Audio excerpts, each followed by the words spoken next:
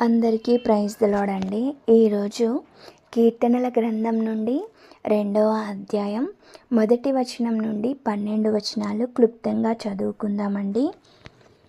అన్యజనులు ఎలా అల్లరి రేపుచున్నారు, జనములు ఎలా వ్యర్థమైన దానిని తలంచుచున్నవి.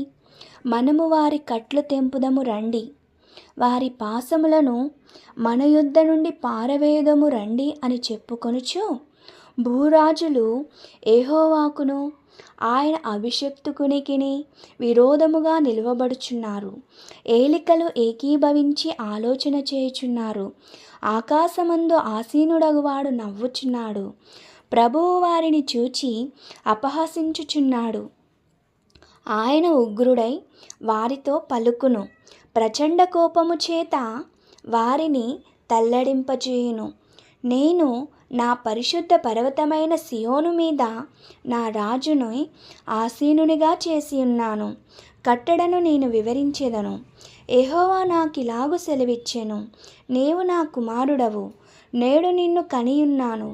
నన్ను అడుగుము, జనములను నీకు స్వాస్థ్యముగాను భూమిని దిగంతముల వరకు సొత్తుగాను ఇచ్చేదను. ఇనుపదండముతో నీవు వారిని నలుగుగొట్టెదవు. కుండను పగలగొట్టినట్టు వారిని ముక్కచెక్కలుగా పగలగొట్టెదవు. కాబట్టి రారాజులారా వివేకులై ఉండుడి, భూపతులారా బోధనొందుడి. భయభక్తులు కలిగి యెహోవాను సేవించుడి.